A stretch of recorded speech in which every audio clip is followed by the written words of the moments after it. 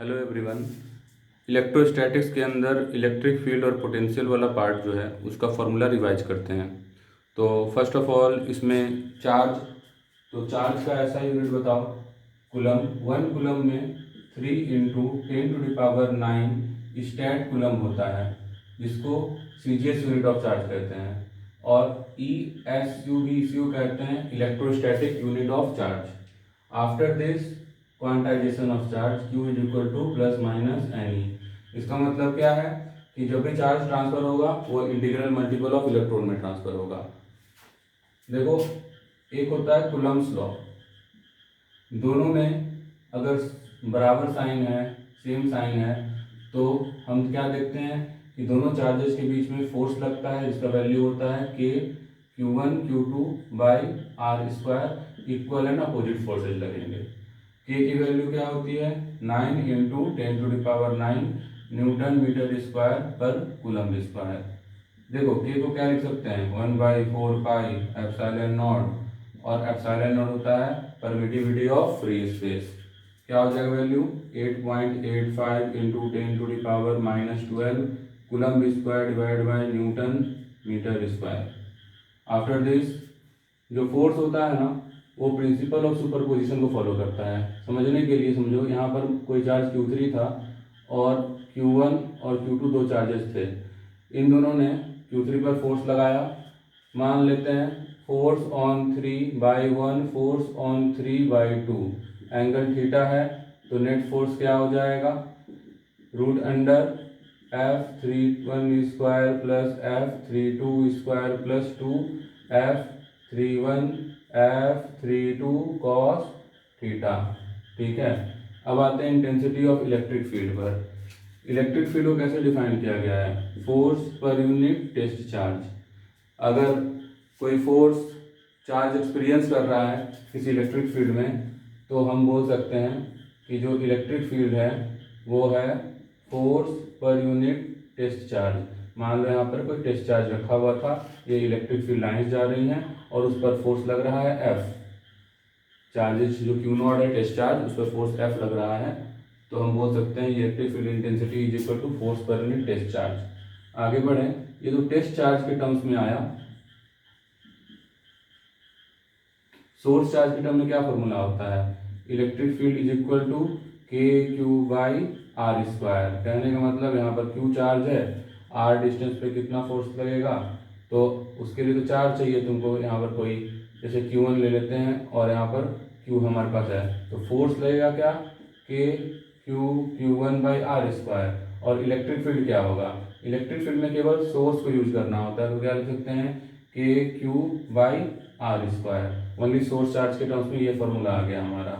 और test charge के term में क्या आ जाएगा force per unit test charge. ठीक है, तो ये इलेक्ट्रिक फील्ड का कंसेप्ट हुआ, और ये भी प्रिंसिपल ऑफ सुपरपोजिशन को फॉलो करता है, तो इसमें ये वेक्टर सम हम लोग कर लेंगे।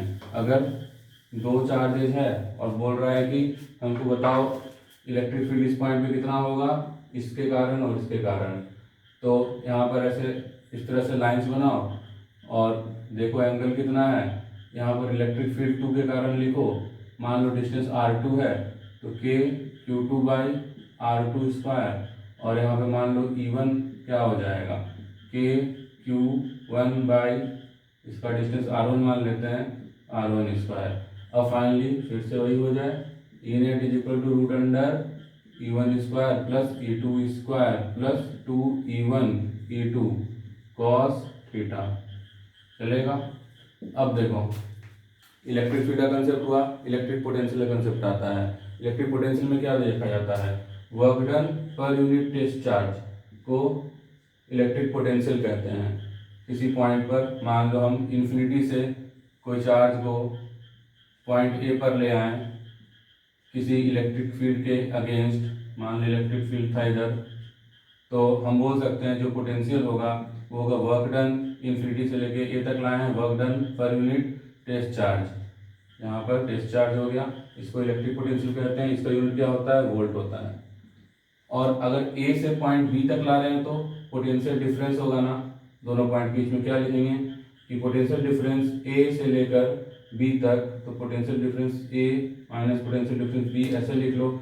अगर ये पोटेंशियल ज़्यादा है, ये पोटेंशियल कम है, तो लिख सकते हैं potential difference B minus potential difference A. और इसका फॉर्मूला क्या हो जाता है? इसका फॉर्मूला हो जाता है वर्क डन ए से लेकर बी तक लाए हैं तो लिख देंगे ए टू बी डिवाइडेड बाई किसको लाए हैं? चार्ज को। यहाँ पर अगर ऐसा सिचुएशन बन जाए तो यहाँ पे लिख देंगे वर्क डन कहाँ से कहाँ तक लाए हैं? तो बी से ए तक में, बी से लेकर ए तक। तभी तो ए का पोटेंशियल ज़्यादा हो जाएगा, बी का पोटेंशियल कम हो जाएगा। ये ध्यान रखोगे कि भाई ए यहाँ पर है तो ये यहाँ पे लास्ट में आएगा, यहाँ पर बी यहाँ पर है तो बी यहाँ पर लास्ट में आएगा। अब आगे बढ़ते हैं। पोटेंशियल का एक सोर्स के टर्म्स में भी फॉर्मूला होता है, सोर्स चार्ज के टर्म्स में फॉर्मूला वो क्या हो जाएगा? K Q by are. तो फॉर्मूला लिख सकते हो पोटेंशियल का के क्यू डिवाइडेड बाई आर। जैसे कि यहाँ पर कोई चार्ज रखा हुआ है, सोर्स चार्ज आर डिस्टेंस पे, पोटेंशियल क्या हो जाएगा? K Q divided by R. Potential एक स्केलर क्वांटिटी होता है, इसमें सिंपल अलजेब्रिक एडिशन ही होता है, तो कुछ सोचने की बात नहीं है। अगर मान लो 3-4 चार्ज दे रखे हैं तुमको और तुमसे पूछा जा रहा है कि भाई बताओ पोटेंशियल कितना होगा? Q1 Q2, और यहाँ पर R डिस्टेंस पे तुमसे पूछा जा रहा है, यहाँ पर भी R डिस्टेंस पे R1 R2 मान लेते हैं, और हमसे पूछा जा रहा है भाई बताओ पोटेंशियल 1 और पोटेंशियल 2 हम ऐड कर देंगे तो हमको नेट पोटेंशियल मिल जाएगा। कुछ वेक्टर लगाने की जरूरत नहीं है, इसमें स्केलर क्वांटिटी होता है। तो क्या लिख दें? के Q1 बाई R1 प्लस के Q2 बाई R2। देखो Q2 अगर निगेटिव होता तो यहाँ पर निगेटिव साइन आ जाता, पॉजिटिव है तो पॉजिटिव साइन आएगा। सिंपल अलजेब्रिक एडिशन कर देना है। पोटेंशियल का ये कहानी होता है। और अब आते हैं पोटेंशियल एनर्जी के ऊपर। पोटेंशियल एनर्जी में देखा जाए तो कॉन्फ़िगरेशन में स्टोर्ड एनर्जी, दो चार्जेस को लाने में बहुत ताकत लगा होगा, इन्फिनिटी से लाए हैं, पॉजिटिव चार्ज है, ताकत लगा है हमारा, वो ताकत कहाँ स्टोर हो गया? एनर्जी में, इन दोनों के बीच में। तो क्या लिख सकते हैं? मान लो Q1 Q2 है, दो चार्जेस है, डिस्टेंस R है, तो के Q1 Q2 बाई R लिखेंगे सिंपल, इसी को पोटेंशियल एनर्जी कहते हैं। अगर 3 चार्जेस है तो क्या करेंगे? यहाँ पर Q1 है, यहाँ पर Q2 है, यहाँ पर Q3 है। तो फर्स्ट ऑफ ऑल देखो कितना पेयर बन रहा है? 1 पेयर, 2 पेयर, 3 पेयर, तो 3 बार लिख लेंगे। के Q1 Q2 डिवाइडेड बाई, मान लो सबका डिस्टेंस यहाँ पे R है, डिवाइडेड बाई R प्लस के Q1 Q2 हो गया, Q2 Q3 देखो खत्म बात, डिवाइडेड बाई R। और क्या हो जाएगा? Q3 Q1 भी देख लो, के Q3 Q1 divided by R। ये हो गया पोटेंशियल एनर्जी। अब मान लो 4 चार्जेज है तो क्या करें? कितना पेयर बनेगा? बहुत लोग बोलते हैं सर 4 पेयर बनेगा, 4 नहीं बनेगा, 6 बनेगा। कैसे? देखो डायगोनल भी तो होता है ना, कहने का मतलब अगर यहाँ पर स्क्वायर है, Q1 Q2 Q3 Q4 दे रखा है, तो ये डिस्टेंस R1 मानता हूँ, R2 R3 R4, ठीक है, तो ये भी तो डिस्टेंस हो गया ना कुछ ना कुछ, इसको मानोगे ना R5 R6, और ये भी तो पेयर बनाएगा, तो 6 पेयर बनेंगे। इसका फॉर्मूला भी होता है n into n minus 1/2 for pair. जैसे 4 चार्जेज है ना, तो 4 इंटू 4 माइनस 1/2 कर दो ना, 6 आ जाएगा। देखो ये हो गया 2, और 2 इंटू 3 हो गया 6। तो अब इसको लिखेंगे कैसे? सिंपल चलते रहो, सीक्वेंस में चलते जाओ। क्या हो गया? के Q1 Q2 बाई, यहाँ पर R2 लिखा है तो R2 लिख दो, के Q2 Q3 डिवाइडेड बाई, क्या लिखा है बीच में? R3 लिखा है तो R3 लिख दो। क्या हो जाएगा आगे? Q3 Q4 कर लें, Q3 Q4 डिवाइडेड बाई क्या करें? R4 कर लेते हैं, प्लस आगे बढ़ते चलें, 6 पेयर है तो यहाँ पर हो जाएगा Q4 Q1 डिवाइडेड बाई, यहाँ पर R1 आ गया, और आगे बढ़ते हैं। अब आ गया डायगोनल वाला वाले, तो क्या हो जाएगा? Q4 Q2, तो के Q4 Q2 डिवाइडेड बाई, क्या डिस्टेंस है इनमें? R6 है, चलो लिख लिया। आगे बढ़ा जाए, Q1 Q3 लिया जाए, तो के Q1 Q3 डिवाइडेड बाई, क्या डिस्टेंस है? R5। खत्म बात। जूल्स में यूनिट होता है, स्केलर क्वांटिटी होता है। अगर कहीं माइनस साइन आता तो माइनस साइन रख देते और अलजेब्रिक एडिशन करते, कोई दिक्कत वाली बात नहीं थी। ये 4 चीज़ें हैं। तो हमने सीखा फोर्स और इलेक्ट्रिक फील्ड, ये दोनों वेक्टर हो गए, vector summation, principle of superposition, root under A square plus B square plus 2ab cos theta. और अदरवाइज जो हमारे पास पोटेंशियल और पोटेंशियल एनर्जी है, एक का यूनिट वोल्ट होता है, एक का यूनिट जूल होता है। और क्या कर सकते हैं, इसमें सिंपल अलजेब्रिक एडिशन करेंगे और कुछ भी नहीं। आगे देखते हैं ना, ये हो गया फोर्स, इलेक्ट्रिक फील्ड, पोटेंशियल वगैरह के बारे में। अब एक होता है पोटेंशियल ग्रेडियंट। पोटेंशियल ग्रेडियंट क्या होता है भाई, देखो electric field is equal to minus dv by dr।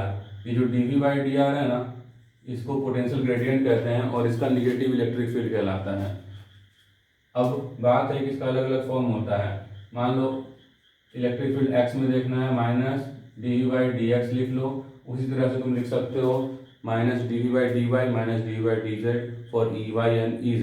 ठीक है, एक ऐसा आता है फॉर्म इसका कि मान लो इलेक्ट्रिक फील्ड ऐसे है, del V by del X I cap plus del V by del Y J cap plus del V by del Z K cap.